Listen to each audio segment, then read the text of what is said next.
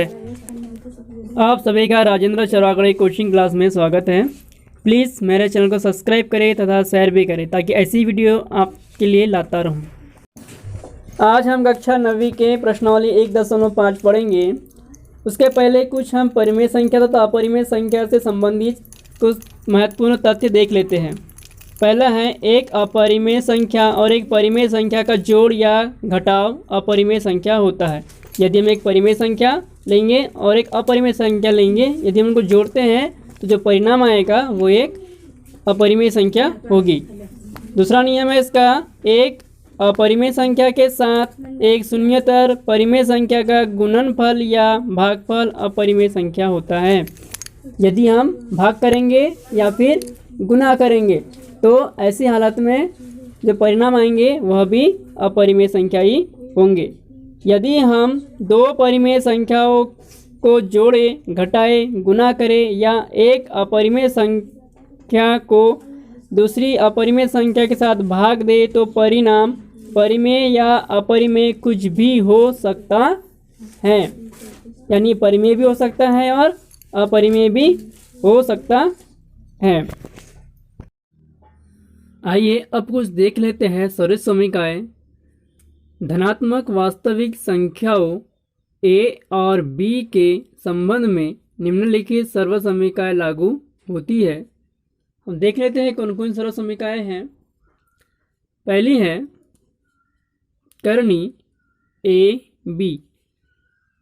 अब इसके बराबर क्या होगा? अगर ऐसा क्वेश्चन दिया हो तो करनी ए बी, दोनों जो ए बी जो संख्या है वो दोनों एक ही करनी में है। हम इसे अलग अलग कर सकते हैं। जब इसका गुणा करेंगे हम तो करनी ए और करनी बी, हम इसे दोनों को अलग अलग कर दिए। अगर ऐसी संख्या दी है तो इनका मान इतना आएगा। जैसे करनी 2 और करनी 3 दे दिया तो उसका मान जब दोनों को साथ में लिखेंगे 2 गुना 3 तो 6, यानी करनी 6 मान आ सकता है। दूसरी है करनी ए अपॉन बी। यह भी एक ही करनी में दिया गया है तो हम इसे भी अलग अलग कर सकते हैं, करनी ए अपॉन करनी बी। तीसरी दी गई है कोष्टक करनी ए प्लस करनी बी, कोष्टक बंद, फिर से कोष्टक करनी ए माइनस करनी बी बराबर। अब देखिए ये यहाँ से लेकर यहाँ तक एक कोष्टक में है और ये एक कोष्टक में है, लेकिन ध्यान देने वाली बात है यहाँ पे प्लस है, यहाँ पे माइनस है और उनका गुना हो रहा है। तो आपने एक सर्व समीकरण देखी होंगी, इसके पहले पढ़े होंगे कक्षा 8वीं में भी कि a प्लस बी गुना a माइनस बी ऐसा होता है। तो उसका होता है A square minus B square. जब स्क्वायर से करनी कैंसिल हो जाएंगी तो बचेगा यहाँ पे हमारे पास a माइनस बी। इसका मान हमें a माइनस बी मिलेगा। हमसे आगे हल करेंगे कैसे होगा। चौथी सर्व समीकरण है हमारी कोष्टक ए प्लस करनी बी, कोष्टक बंद, कोष्टक ए माइनस करनी बी।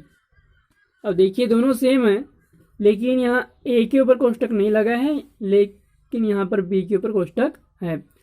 जब ए के ऊपर कोष्टक नहीं लगा है तो प्रक्रिया तो वही रहेगी, ए प्लस बी ए माइनस बी बराबर ए स्क्वायर माइनस बी स्क्वायर होता है। तो जब ए स्क्वायर माइनस बी स्क्वायर होगा, क्योंकि यहाँ पे करनी नहीं है तो वर्ग से करनी कटेगा नहीं, वर्ग का वर्ग ही रह जाएगा। तो ए स्क्वायर माइनस अब बी स्क्वायर होगा, लेकिन बी पर करनी है तो वर्ग से करनी कैंसिल हो जाएंगी, बचेगा बी।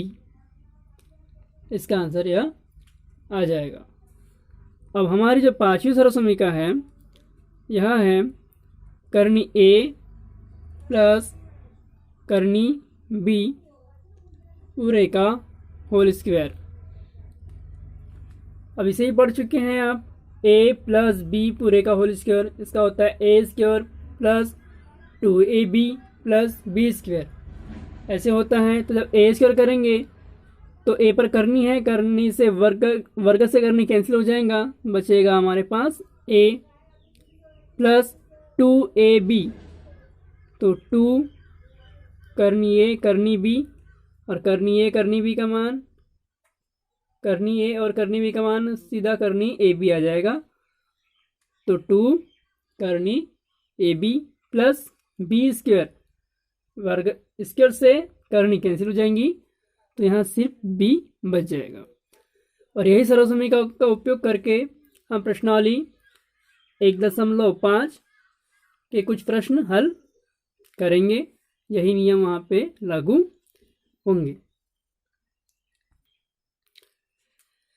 अब प्रश्नावली 1.5, उसमें पहला प्रश्न दिया है, बताइए नीचे दी गई संख्या ओके कौन कौन से मान परिमेय हैं और कौन कौन अपरिमेय हैं, यह हमें ज्ञात करना है। पहला दिया है 2 माइनस करनी 5। अब हम डायरेक्ट इसका आंसर यहीं पे लिख देते हैं। देखिए 2 एक परिमेय संख्या है और 5 एक अपरिमेय संख्या है। तो इसके वीडियो के शुरू में ही हम कुछ नियम बता दिए थे। यदि परिमेय संख्या और अपरिमेय संख्याओं का अंतर ज्ञात होता है तो वह भी एक अपरिमेय संख्या होगी। परिमेय संख्या और अपरिमेय संख्या दोनों का यदि हम अंतर निकालेंगे तो आने वाला जो मान होगा वह एक अपरिमेय संख्या होगी, इसलिए यह एक अपरिमेय संख्या हो जाएगी। अपरिमेय संख्या। दूसरा इसमें दिया है करनी कोष्टक 3 प्लस करनी 23 कोष्टक बंद माइनस करनी 23। अब यह परिमेय है कि अपरिमेय है, यह हमें ज्ञात करना है। तो सबसे पहले इसे हम कोष्टक हटा लेंगे, हल करेंगे तो, क्योंकि यहाँ कुछ हल करने का था नहीं इसलिए हम डायरेक्ट आंसर लिख दिए थे। अब इसे पहले हल करना पड़ेगा और उसके बाद में देखना पड़ेगा कि यह परिमेय आता है कि अपरिमेय आता है। जब इसे हल करेंगे कोष्टक हटा देंगे तो 3 प्लस करनी 23 और माइनस यह करनी 23, यह एक प्लस है और माइनस है तो कैंसिल हो जाएगा, क्योंकि हम इस प्लस में से माइनस घटाएंगे उतनी ही संख्या तो 0 आएगा, बचेगा 3, यानी इसका आंसर 3 आ गया। और 3 क्या है? परिमेय संख्या है, तो यह एक परिमेय संख्या है। तीसरा क्वेश्चन देख लेते हैं इसका।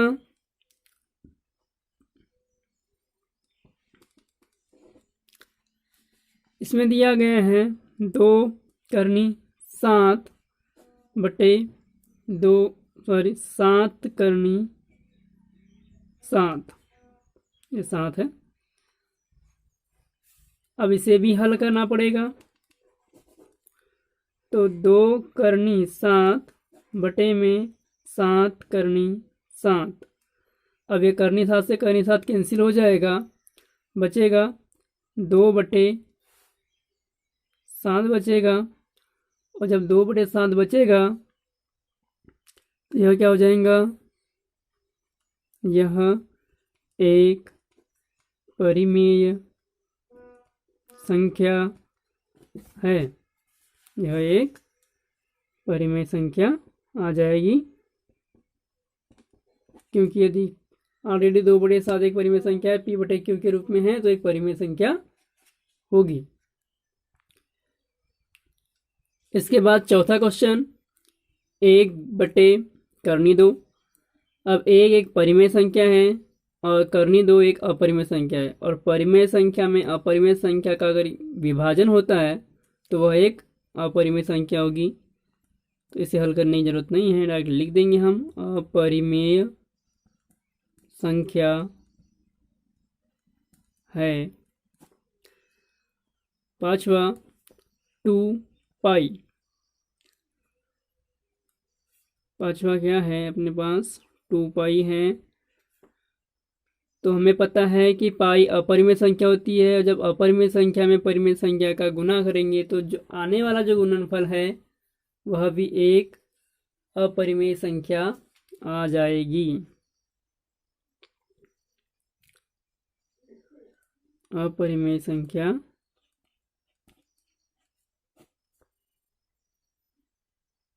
है।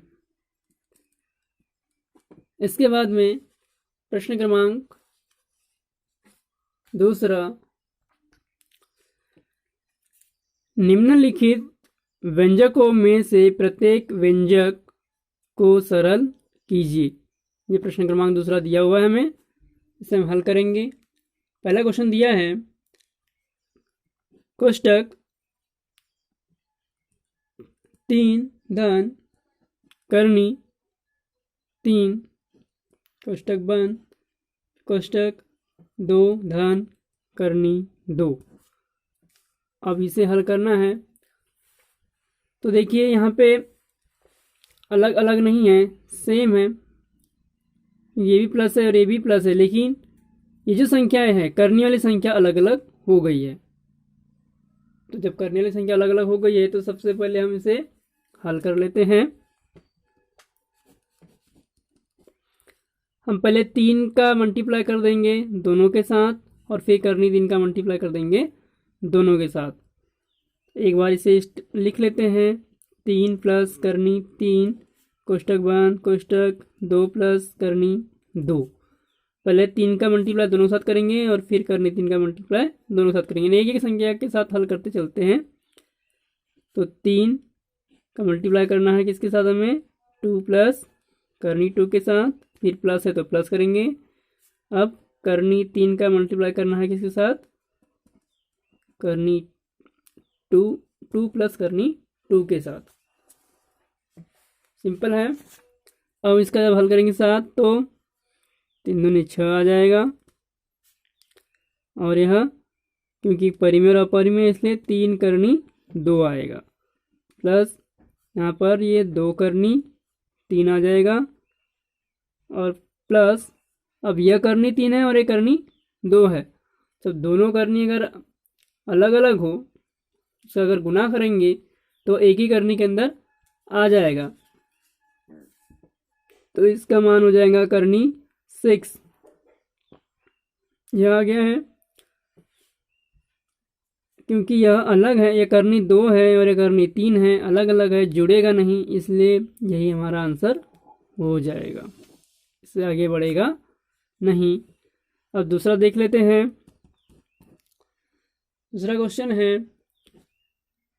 3 प्लस करनी 3 कोष्टक में 3 माइनस करनी 3। इसका हमें हल करना है। जब हम इसे हल करेंगे तो 3 प्लस करनी 3 ये एक कोष्टक में हो गया और 3 माइनस करनी 3 ये दूसरा कोष्टक आ गया है। और देखिए यहाँ एक जगह प्लस है और दूसरा माइनस है और लेकिन संख्या सेम है। तो इसके पहले हम सरस्वती पढ़ चुके थे। सरस्वती हमारी क्या थी, चूंकि करनी a प्लस b और दूसरा क्या था a माइनस करनी b, ये हमारी सरस्वती थी। इसका मान हो रहा था हमारा a² माइनस b, यही हमारा आंसर था। तो यहाँ पर भी हमारा ऐसे ही होगा कि a की जगह 3 है और b की जगह भी 3 है। ठीक है, तो जब इसका मान रख देंगे तो इतना हो जाएगा। तो आ जाएगा हमारे पास 3 प्लस करनी 3 कोष्टक में, दूसरा आ जाएगा 3 माइनस करनी 3 इसके बराबर हो जाएगा, क्योंकि a का वर्ग 3 का वर्ग करेंगे तो 9 माइनस, अब b का b मतलब b का मान कितना आ गया यहाँ पर 3 आ गया, और जब 9 में से 3 घटाएंगे तो हमारे पास 6 आंसर आ जाएगा।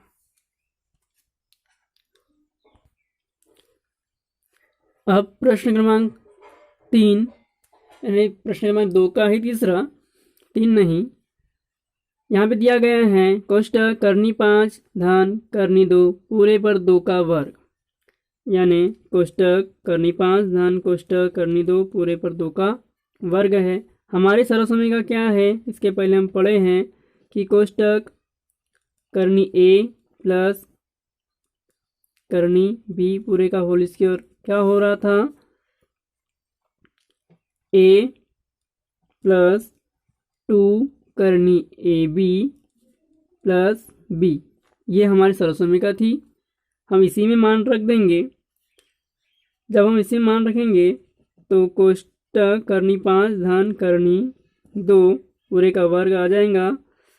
तो a का मान कितना है हमारे पास 5 है, तो यहाँ पर कोई करनी नहीं लगी है, सीधा a का मान है, तो यहाँ पर सीधा a का मान लिख देंगे 5 का 5 धन 2, अब करनी में a b, तो a का मान 5 है, b का मान 2 है, तो 5 गुना 2 5 गुना 2 कर देंगे प्लस b का मान 2 लिख देंगे।